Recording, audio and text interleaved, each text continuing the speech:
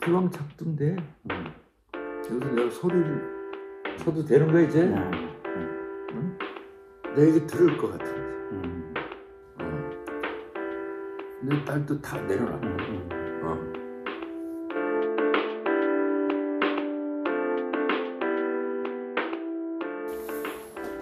예, 저희 다시 돌아왔습니다.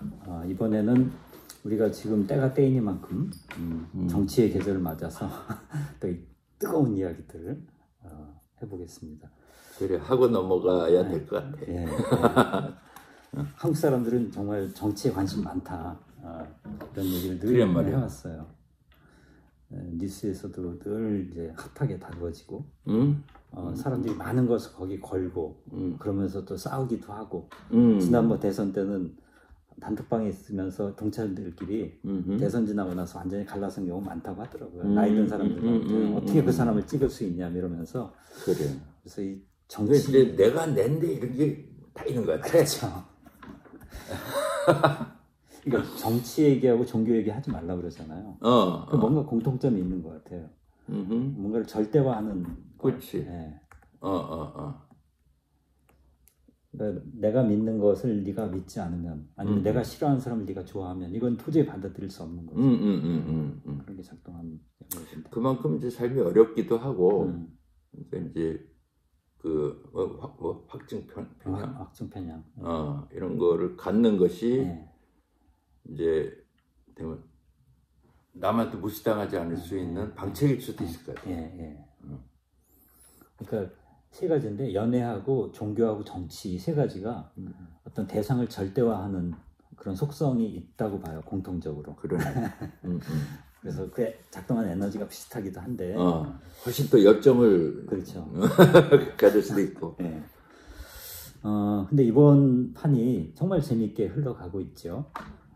지난 1월만 하더라도 뭐 국민의힘이 상당히 뭐 과반은 너끈하게 할 수 있을 것 같은 그런 그렇죠. 느낌도 있었고, 저도 그렇게 좀 절망을 했었는데, 하지만 2월 중순 지나면서 특히 뜻하지 않은 변수로 등장한 조국입니다만, 어떻게 예상하셨어요? 조국이 나올 거라는 거는 봤는데, 저는 민주당에서 뭐 그냥 국회의원 어디 지역구 하나 해서 하면 잘할까?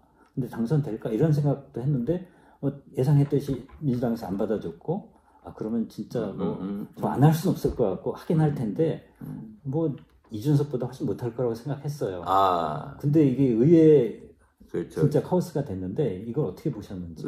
우리 조국 그러면 이제 학자고 백면 선생 뭐 이런 이미지가 있잖아요. 그러니까 그것 때문에라도 이제 좀 허약할 거다. 정치를 해도 그 중간에 좀 어떻게 좀 꺼지지 않을까. 그랬었는데, 이제 나도 처음에 이제 어쨌든 인터뷰하고 뉴스공장 이런 데 나와가지고 하는 걸 들을 때, 근데 난 그게 없어졌어요. 뭐라도 해야죠, 이 정도 얘기했어요 그때. 뭐라도 해야죠. 근데 이 판을 읽는데 보통이 아닌 거예요. 그러니까 첫 번째는 학자구나 진짜. 제대로 된 학자구나 이런 생각이 들었고, 거기에 이제 청와대 들어가서 행정 경험까지 이제 결합되면서 사태를 이렇게 감정적으로 해석하지 않는, 그 어쨌든 뭘 해도 저런 판단력 가지고 하겠구나. 논리와 판단력으로 이 생각을 했어요. 근데 실제로 하는 거야. 실제로 하는 걸 보면서 그래도 좀 미진함이 있었지만, 이 정도까지 생각을 못했지만, 나는 조민을 봤어요. 조민. 와, 의연하게 받아들이면서 유튜브를 하는데 유튜브 이렇게 한 거야. 이건 힘이다. 딸이 저러면 나는 그 아버지하고의 관계가 나쁘지 않을 거라고 생각했거든요. 그러니까 그 회장 의원도 했다 그러고 하는데 아버지 때문에 그런 일을 또 당하는 그렇죠. 거 아닙니까? 그럼에도 불구하고 저렇게 유쾌하게 가는 거 보면 아버지에 대한 존중이 있고 일단은 그 아버지한테도 어떤 그런 뭐랄까 상황을 뛰어넘는 발상 그런 것이 있을 것이다. 그래서 막 분노와 감정에 사로잡히고 이런지 않는 그렇죠. 우리가 그 조민한테 예상하기 어려웠던 게 나온 것처럼 나오겠구나 하는 기대가 있었어요. 근데 실제로 조국 씨가 나와서 저도 그걸 좀 걱정했거든요. 저 3년을 멸문지와 도륙을 당했는데 르상티망이라고 안에서 올라오는 엄청난 분노 저 같으면 그냥 자멸했을 것 같거든요. 그런 수모를 다 당하면. 근데 그걸 딛고 일어서면 아무리 그래도 그렇지 그 치밀어 오르는 응어리를 어떤 식으로든 부정적으로 표출할 것 같은데 그걸 다 그렇다고 없는 것도 아니고. 그래요. 그래서 이 사람이 3년 동안 겪은 그 과정은 뭐라고 봐야 될까요? 그러니까 이 양반이 어쨌든 그 내 언어를 이제 유복하다고 얘기를 하는데 그 유복이라는 거는 자기 자신에 대한 믿음이 생기는 거거든요. 자기 인정해 주는 사람도 있었고 주변에 사람이 있다고 늘 생각하는 게 유복함이죠. 그러니까 내가 어떤 일을 겪어도 사실 내 안에 어떤 뭐가 힘이 있다라는 내 안에 어떤 세계 이렇게 공고한 거예요. 그러니까 이건 니들이 못 건드려. 이게 있는 거예요. 그러니까 상처를 받더라도 여기까지 안 와. 그래서 이러고 있는 거죠. 섣불리 나서지 않고 이 세계를 다 이렇게 품고 있는 거예요. 그런 느낌이 있었고, 그 다음에 이제 보통 학자가 아니잖아. 그러니까 적어도 이 판세를 읽을 때 자기가 동원되는 어떤 그 지식이라는 게 만만치 않거든요. 이분이. 그런 의미에서는 이제 자기를 믿는 구석이 있었을 것이다 라고 생각하고요. 그다음에 그 가족이 우리가 생각한 것만큼 상처를 안 받았어. 부인도 그렇고. 어떻게 그럴 수 있죠? 그러니까 이제 가족 안에서 이게 이미 뭐 이렇게 단절이 있었거나 아니면 그 뭐라 그래 어쨌든 서로에 대한 불신이 있거나 아빠는 뭘 그런 걸 해. 그렇죠. 혹은 부인이 이제 왜 그렇게 험한데 뭐 이렇게 하는 집이 아니라는 거지. 남 탓하고 그러니까 그런 이제 합리성과 어떤 시민의식들이 내장된 가족이었을 것이다.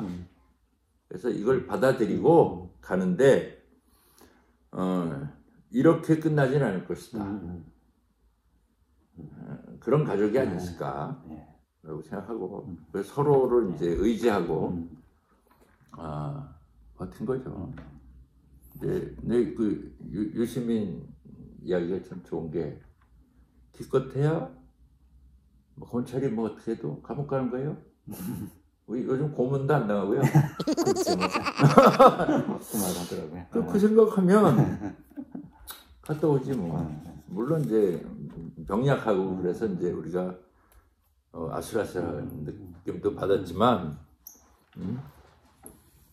난 좋은 모델이 될 것 같아요. 우리 사회에 저런 집안이 되면 좋겠구나.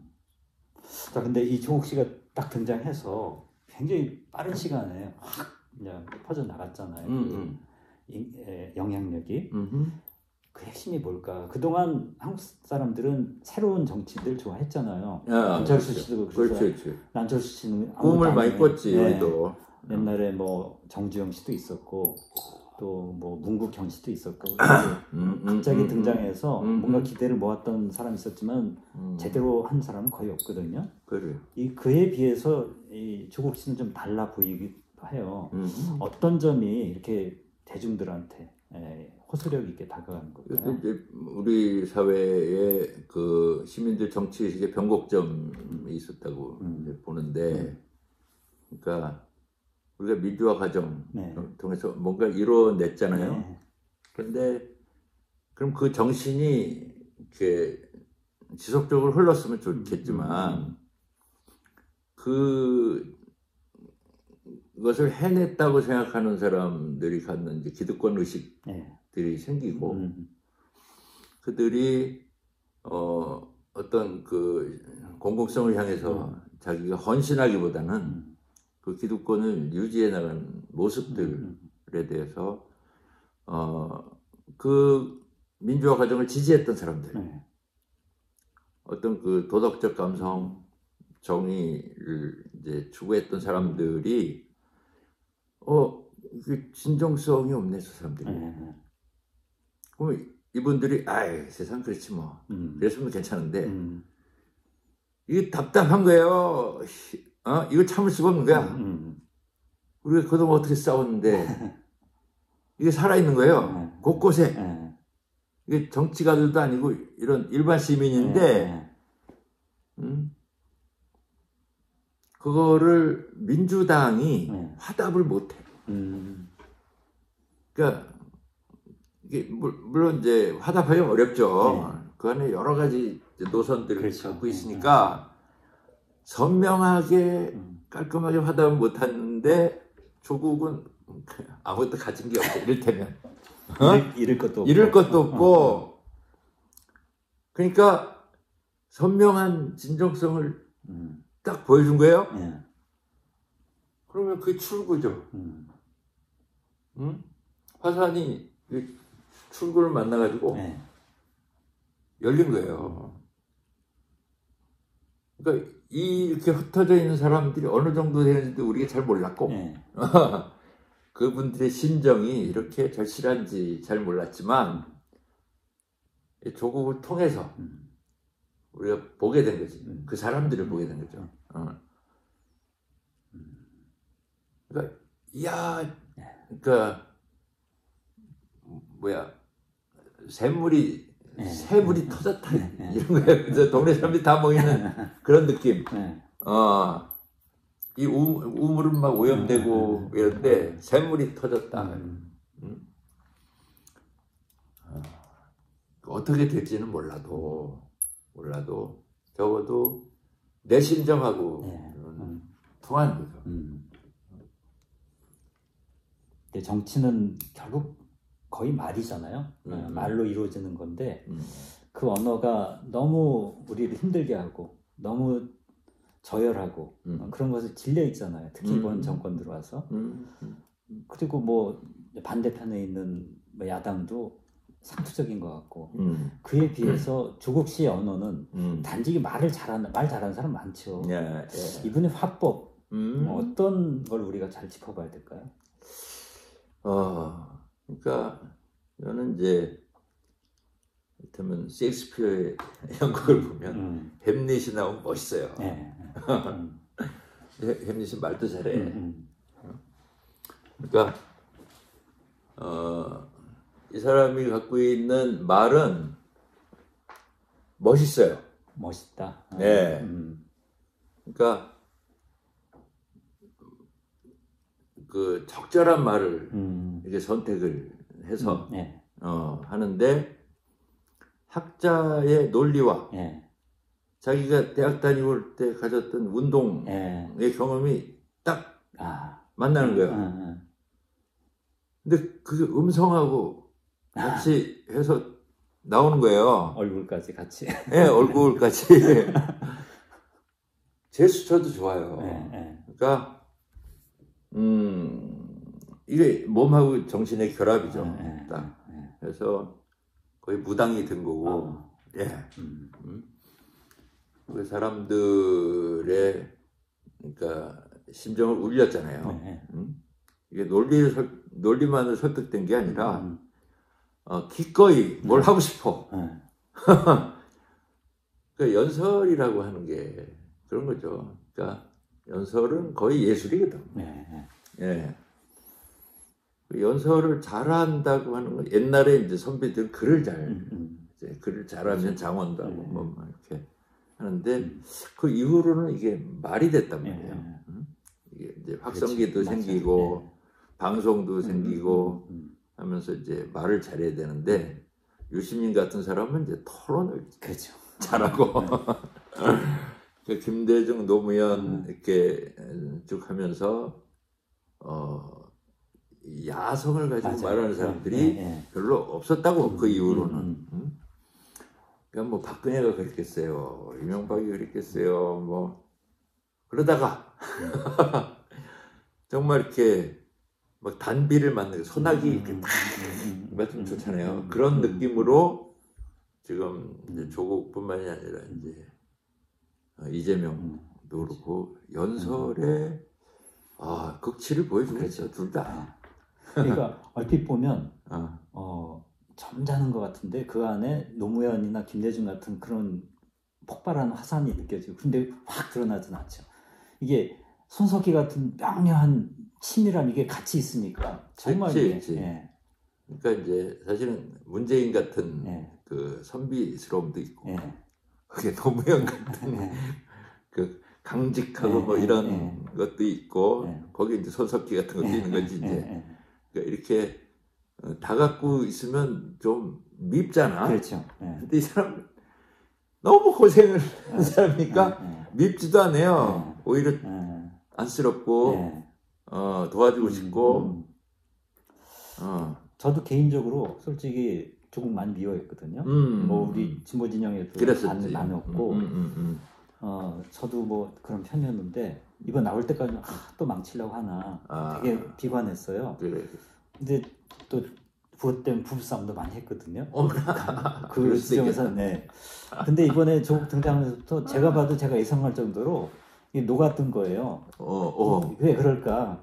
그러니까 이미 받을 벌을 다 받은 너무 그 이상 받았기 때문에 아까 짠하다 뭐 그 말씀하셨는데 결국 재밌게 이게 지난 정권이 윤석열을 만들었고 윤석열이 또 이 사람 만들고 하는 건데 이 과정을 어떻게 보세요? 참 이게 우연이기도 하고 뭐 이제 그 우연이긴 하지만 충분히 생각할 만한 이제 드라마고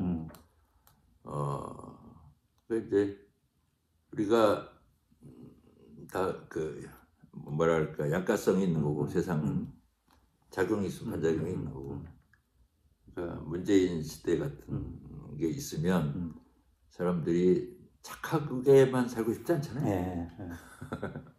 자기 욕망도 좀 하고 해야 되는데 문재인 대통령 있으면 안 될 것 같은 거야.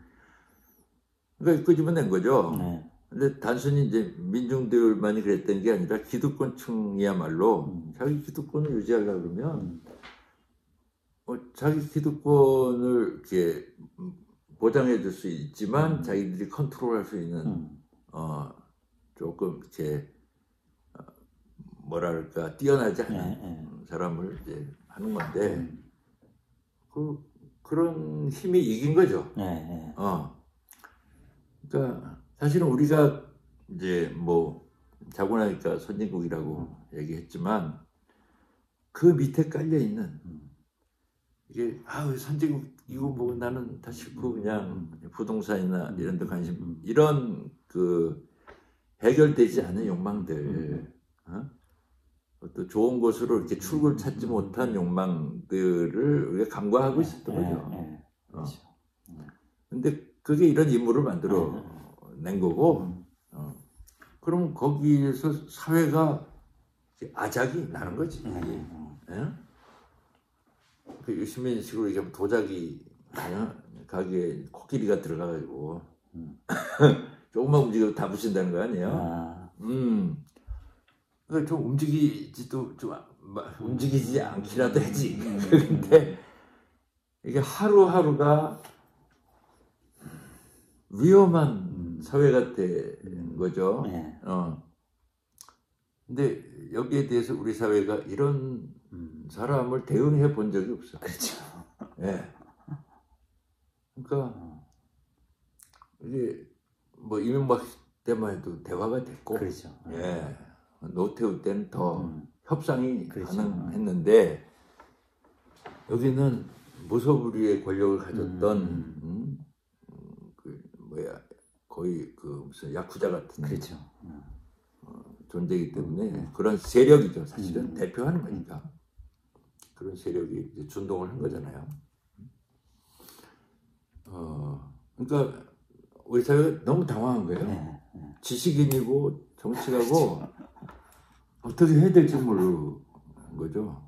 범주가 없었죠. 네. 그런 범주가. 그러면 그러니까 이걸 우리 시민을 대표하는 사람들이 이렇게 판단 정지가 와 있는 상태에서 누가 해야 돼?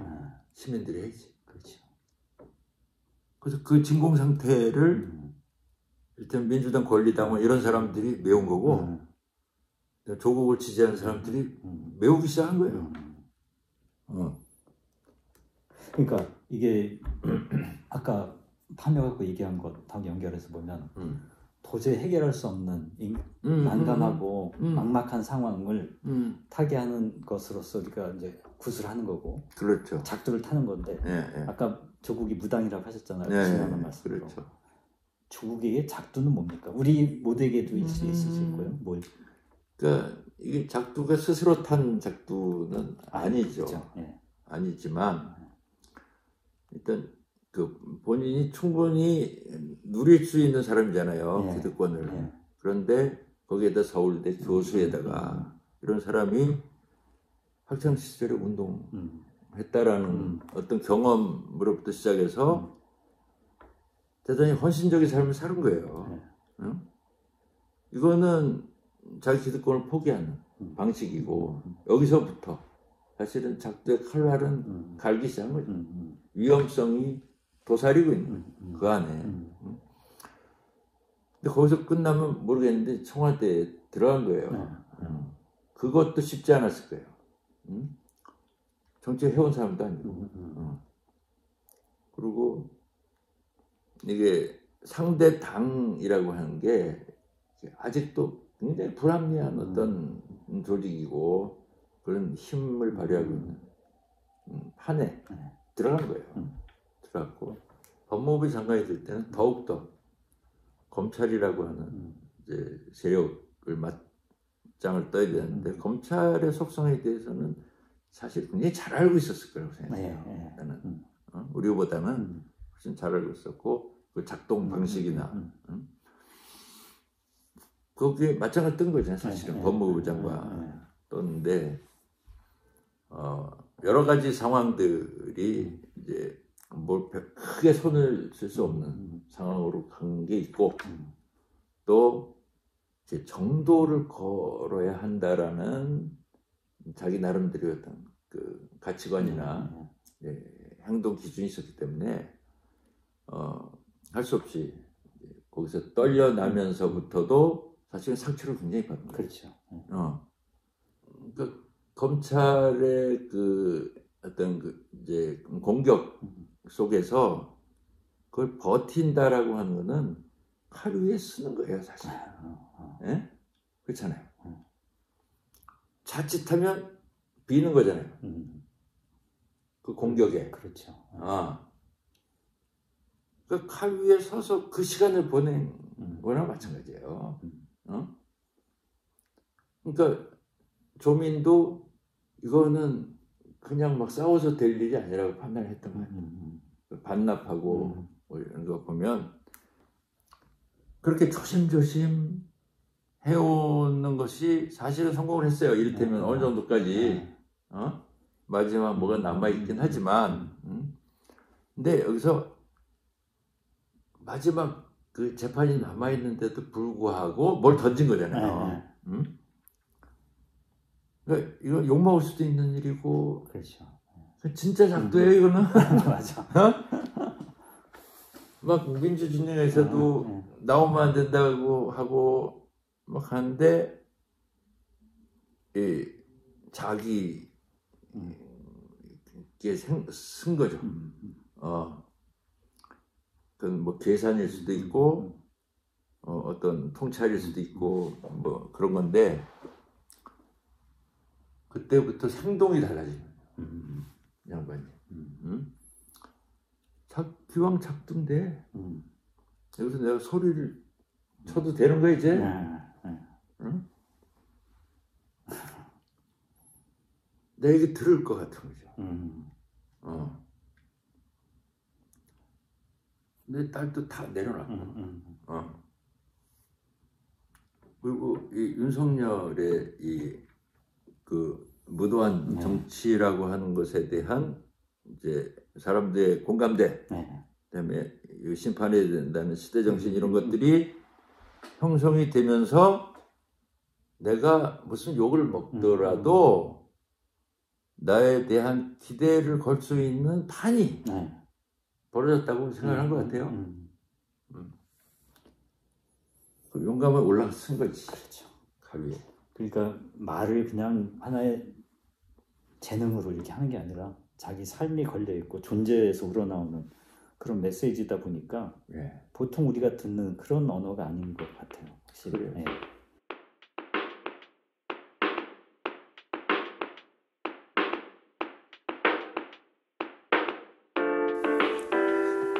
22대 총선 이야기 2부에서 더 뜨겁게